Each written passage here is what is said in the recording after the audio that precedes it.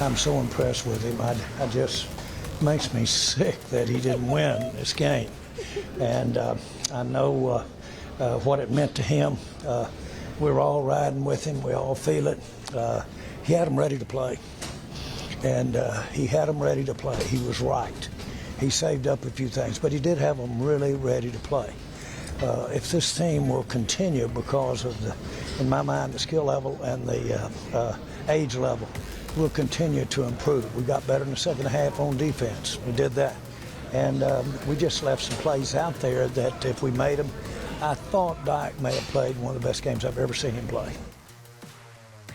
The NFL wanted a Thursday night showdown. Well, be careful what you ask for, because that's exactly what they got in week 1. The Cowboys, the Eagles in Lincoln Financial Field, and it was chippy. It was physical, but it was a lot of fun seeing what this new era of Dallas Cowboys football would look like under new head coach Brian Schottenheimer. Let's go, K9! Let's go, let's go, let's go. 45! 7 days. Let's do it. Ready, let's go, my man. Down and goal inside the 1. Lipsy motion right to left.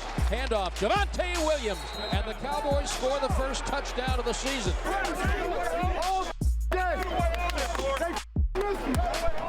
Let's go, stay at it, man. Wait, fight that. I love it, I love it, I love it. Hurts in the gun on 3rd down and goal. Snap is back. He looks to his right. He looks to his left. You gotta be on the same page. Just talk, communicate.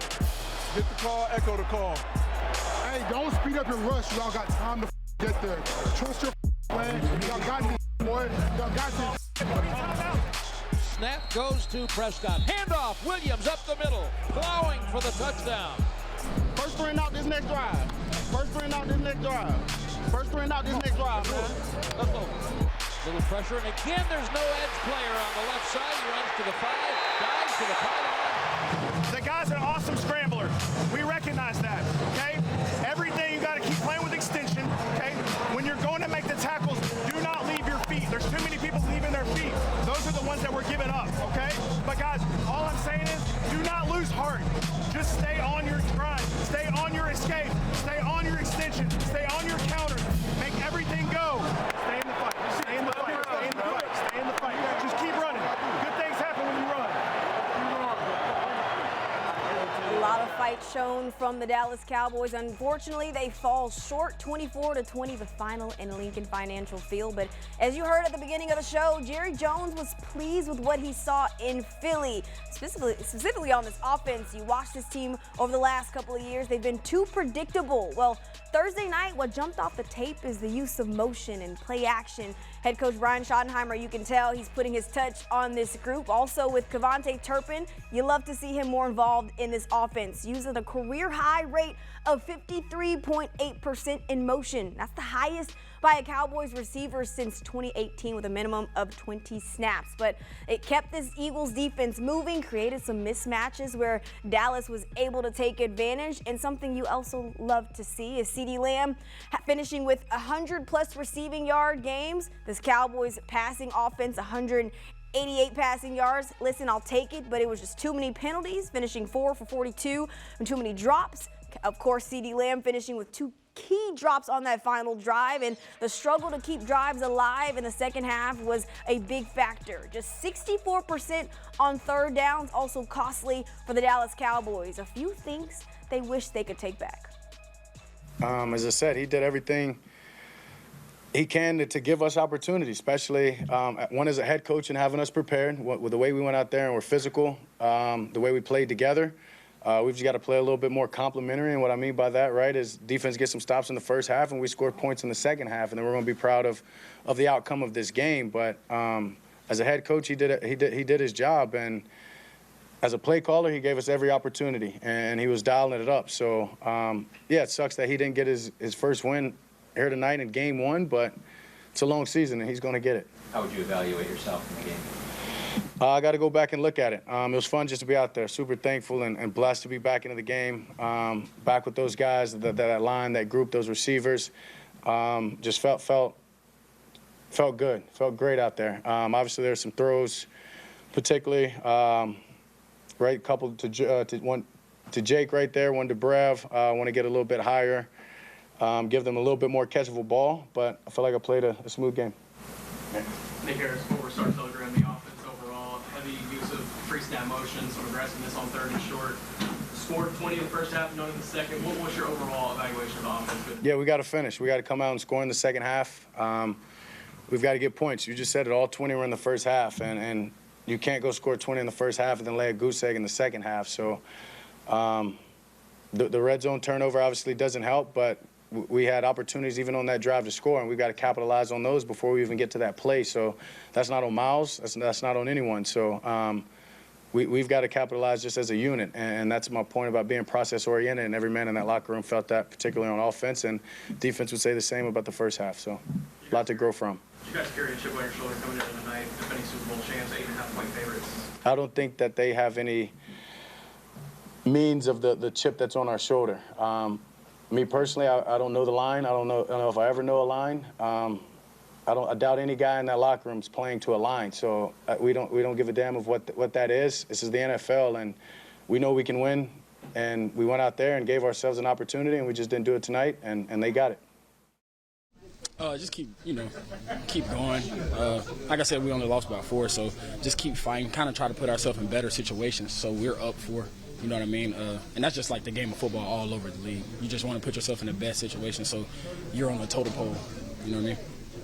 How anxious are you to get back to work and try to wrench this one away and get to the New York Giants? Super anxious. First game, just like the Eagles, everything is running on one accord and it's in game level, so it's all being tested. So now since we got a game under our belt, I'm for sure ready to get back in the lab, and now we know what the game to expect. We know certain plays, certain coverages, people going to play against us now. It's the first game. So definitely ready to get back to the lab. What were your thoughts about the way Shotty called the game, especially early? I feel like he did great. Like I said, we went down there and scored 7 immediately. So I feel like he did great, and the O-line did great. I think we did great as a team. It's just like I said, at the end, waning moments, stuff didn't go our way. How much of a confidence builder is when that first drive does score a touchdown? How much does that do for you guys as players? It was great, especially for me, first time being here, going down, scoring 7 against previous Super Bowl champs. I feel like it was a great energy booster, especially for the sideline. George Pickens and the rest of this team ready to get in the lab and start cooking, get ready for New York Giants on a Sunday at noon. But you heard Dak Prescott. They've got to finish because they were held scoreless in the second half. Obviously, the first half, they scored on their first 2 drives, scored on 4 of their first opening drives. But the last time they scored touchdowns on the first 2 drives of the game was in 2022, October, against the Chicago Bears. There were just too many points left off the board, too many missed opportunities. But where did it all go wrong? I'm breaking that down here next on Cowboys Flashback. Dallas Cowboys Flashback, powered by Reliant, is brought to you by AT&T. Connecting changes everything. And by Reliant, official energy provider of the Dallas Cowboys.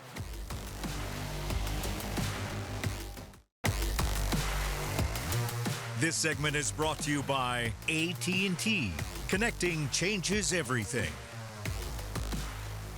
Most rivalry games come down to a handful of plays, or maybe even one. I mean, that's why they call it the game of inches. And you can look at the stat sheet all you want, but momentum lives in moments. And that's exactly what happened Thursday night in Philly. The Cowboys fall to the Philadelphia Eagles, 24-20 the final in Lincoln Financial Field. And there were quite a few moments that told the story, the kind of plays that if they go the other way, we're talking about a whole different outcome. Let's talk about this play right here. 3rd and 10 at the Philly 23, 3rd possession of the game. The Cowboys drive stalls in the red zone with an incompletion to George Pickens in the corner of the end zone. The Cowboys end up having to settle for a field goal, but I mean, let's listen to this. Like, they drive 46 yards, take off 4:12 off the clock. You got to finish drives, especially playing an offense like Philly where every drive is key. I mean, you can't give them confidence early because what do? They go and score on the very next drive, and you're playing from behind. How about this second play, the turning point of the game as well, the Miles Sanders red zone turnover. 3rd quarter, Cowboys inside the Philly 11 after having to drive from their own 26. And of course, like I mentioned, Sanders fumbles inside the 10 and Philly recovers.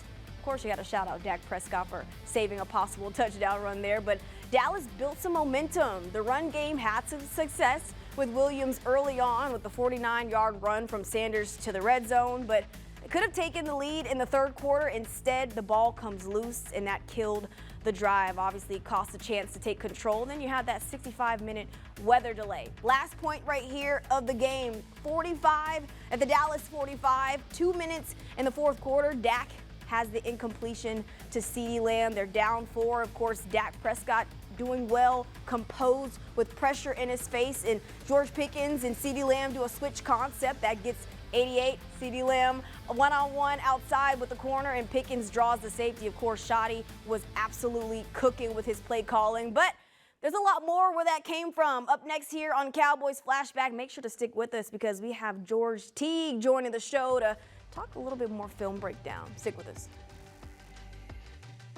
This segment was brought to you by AT&T. Connecting changes everything.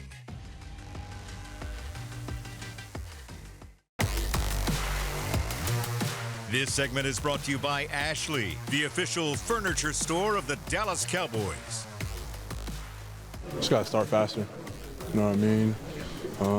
Got up on us early, so we just got to do a better job of starting faster. What were you guys kind of able to figure out in the second half? Because you certainly played much better. You know, just better rush lane integrity. You know, that's like one of the main things. I feel like we did a good job of like tackling and stuff like that, but you know, start to figure out like our rush lane integrity in the second half. I know you're not happy about the loss, but did you see things you could build on? For sure. For sure. I feel like the team played with high energy the whole game. You know, the effort was there. We beat our ass off, so that's all things that we could build off of.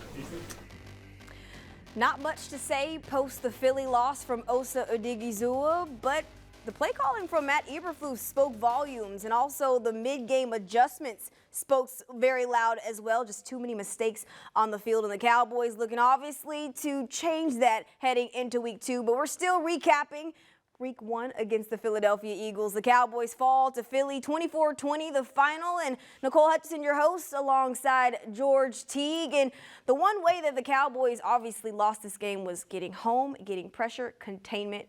Break it all down, George. Yeah, so one of the things that I happened to notice was I love what Osa said. Small things, effort, everything was good. Calls were actually great, but it was the things where you just missed by a little bit. So the first touchdown I wanted to show you is with Jalen Hurts scrambling in for a touchdown. So when you look at this, you got 4 pass rushers. 1, 2, 3, 4. All right? So these guys are supposed to contain, as Nicole was talking about, stay outside. But what ends up happening is as he comes up, he actually goes inside, which leaves running room for him outside. And because we don't have a spy, it makes for an easy exit by Jalen Hurts. So you see he goes inside. At this point, we're locked up man-to-man. It's too easy to walk in right there. Just a small little detail. Just a small little detail. If he stays outside, different result. Yeah, you saw the impact of not having Micah Parsons. You're hoping that you can get some pass rush and also ability to attack the quarterback or contain the quarterback when out of these guys that you do have. But here's a stat line for you. Hurts scrambled on 39.4% of dropbacks, the highest rate since 2023, and he also had 63 yards, 2 touchdowns on 9 scramble runs. Obviously something the Cowboys are looking to clean up, George. Yeah, I think that's pretty awesome to hear because you get to see that the scheme works, right? And if you can become a defense where you can just play base defense up front, send 4, and you can let guys cover, that's awesome. So to be able to have him scramble around like that means a whole lot. Now, if they just fix the rushing lanes, he said it a little early, just fix the rushing lanes, they'll have success continuing forward. And also fix that big play as well, or at least not allowing the big plays defensively. And talk about third downs, the Cowboys allowing the Eagles to finish a perfect 100% on third downs, George. Uh-oh. You give me a heart attack, man. You give me a heart attack, you start talking about 100% on third downs, right? We don't want that. Big plays, you want to eliminate those too, even when you have very tight coverage, right? So what I want to talk to you about right now is this coverage where it went for 51, right? You get a post here, you get someone that occupies our safety down the middle. This is a well-designed play, which we call a 4-beater. So it's like this, right? Now, The call is perfect. Go ahead and let it run. The call is actually very, very good because everybody's essentially covered up.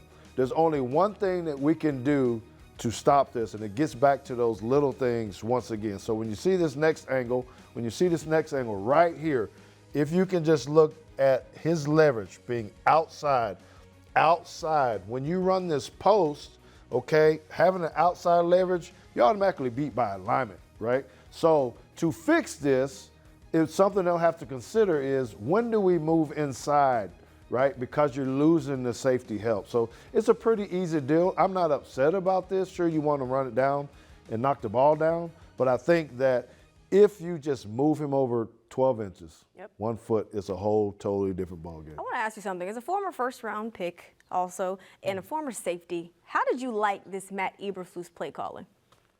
I was kind of excited about it, believe it or not. I was kind of excited about it. And thank you for giving me a little shout out there for the first round. I appreciate it, you know.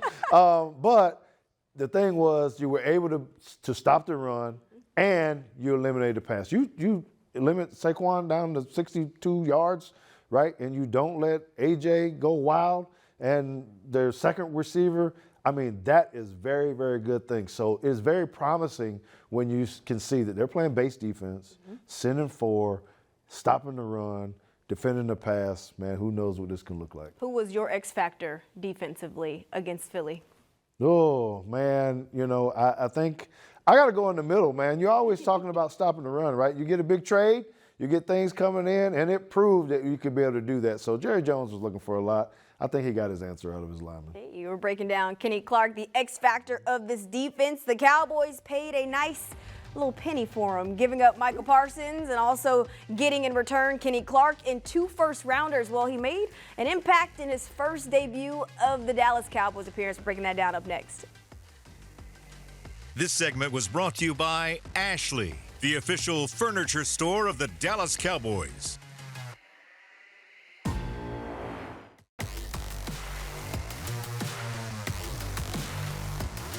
Well, there's no moral victories in losses. That's not the standard that head coach Brian Schottenheimer wants to have here in Dallas, but there's still some positives to take from that loss in Philly, specifically on the defensive side of the ball.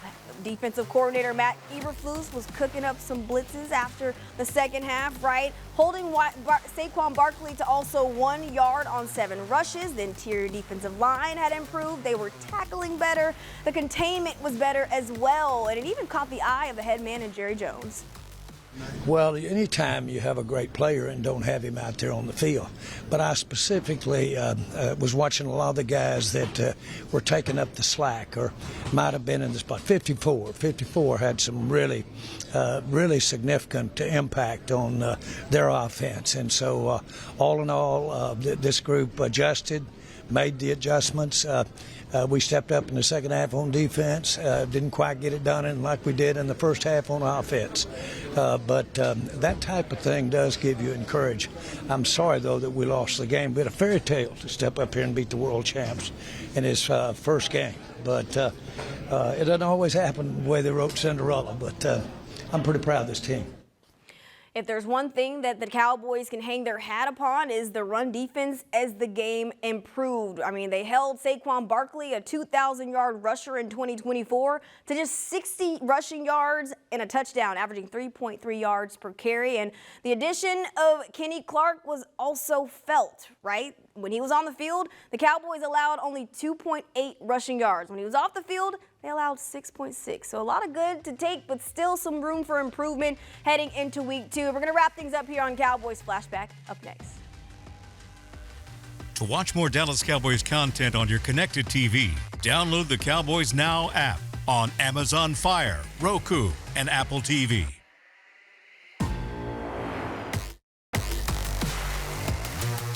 Dallas Cowboys Flashback, powered by Reliant, was brought to you by AT&T. Connecting changes everything. And by Reliant, official energy provider of the Dallas Cowboys. The Dallas Cowboys dropped a very tough one to the Philadelphia Eagles in Lincoln Financial Field, but now that's done.